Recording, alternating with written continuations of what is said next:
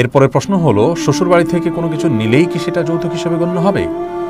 এর উত্তর হলো, বিবাহের সময় যদি শ্বশুরবাড়ি থেকে কোনো কিছু দেওয়া হয় এবং সেটা যদি ছেলে পক্ষ চাওয়া ছাড়াই মেয়ে পক্ষ দেয়, তাহলে সেটাকে যৌতুক বলা যাবে না। কিন্তু পাত্রপক্ষের উচিত এটাকে অ্যাভয়েড করা, বিনয়ের সাথে এটাকে ফিরিয়ে দেওয়ার জন্য চেষ্টা করা। কারণ বিবাহের সময় এই যে মেয়ে পক্ষ ছেলে পক্ষকে দেওয়ার যে রেওয়াজ আমাদের সমাজে প্রচলিত আছে, এই রেওয়াজটি প্রচলিত থাকার কারণে কারোর যদি আর্থিক সঙ্গতি থাকে, সচ্ছলতা থাকে, সেজন্য তিনি তার মেয়ের জামাইকে কিছু দিচ্ছেন, তো এটি অন্যদের জন্য অনেক কারণে অনুকরণীয় একটি বিষয় হয়ে যাবে, দৃষ্টান্ত হয়ে যাবে। সমাজে এমনি স্টাবলিশড আছে, সেটাকে যখন আরও বেশি আমরা প্রচলন দেব, তখন গরিব বাবা তিনিও দিতে বাধ্য হবেন, আর না দিলে তিনি লজ্জায় পড়ে যাবেন।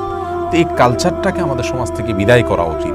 সেই জায়গা থেকে পাত্রপক্ষ শ্বশুরবাড়ির থেকে যদি কোনো কিছু পান, তাহলে পাত্রের উচিত বিনয়ের সাথে, তারা যদি কিছু দিতে চান তাহলে বিনয়ের সাথে সেটাকে ফিরিয়ে দেয়া। হ্যাঁ, তাদেরকে বলা যেতে পারে যে উপহার আদান প্রদান করার জন্য সারা জীবন পড়ে আছে, আত্মীয়তা যেহেতু হয়েছে আমরা যে কোনো সময় দেয়া নেয়া করতে পারবো, কিন্তু বিবাহের সময় এই লেনদেনটা আমরা করতে চাচ্ছি না। কারণ এটি একটি সামাজিক ব্যাধি, বরং অভিশাপে পরিণত হয়েছে। আপনি হয়তো দিচ্ছেন সন্তুষ্ট চিত্তে, কিন্তু আপনি যখন দিবেন, সমাজে গরিব মেয়ের বাবা যিনি, তিনি কোনো মেয়ের গরিব বাবা দিতে না পারলে তখন তার কষ্ট হবে, এবং সমাজে এটা অলরেডি প্রতিষ্ঠিত হয়েছে, বিধায় এটার বিরুদ্ধে আমাদের সংগ্রাম করা উচিত। সেটি একটা নৈতিক ব্যাপার শুধু। আর এর বাইরে যদি পরবর্তীতে কখনো শ্বশুর তার জামাইকে কোনো উপঢৌকন দেন, সম্পূর্ণ তিনি স্বেচ্ছায়, তার যথেষ্ট সঙ্গতি আছে, সেটি তার জন্য নেওয়া জায়েজ হবে, সেটি যৌতুকের অন্তর্ভুক্ত হবে না, হারাম হবে না ইনশাআল্লাহ বিইذনিল্লাহ।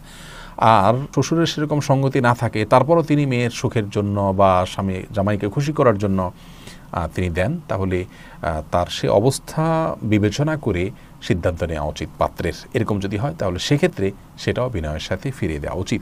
মোট কথা হলো, শ্বশুরবাড়ি থেকে কিছু দিলেই সেটা যৌতুক হয়ে যাবে ব্যাপারটি এরকম না। এটা ভ্যারি করবে যে কী জন্য দেওয়া হচ্ছে, কেন দেওয়া হচ্ছে। এটা যদি সামাজিক কালচারের অংশ হিসাবে দেওয়া হয় তাহলে সেটি বর্জন করা উচিত।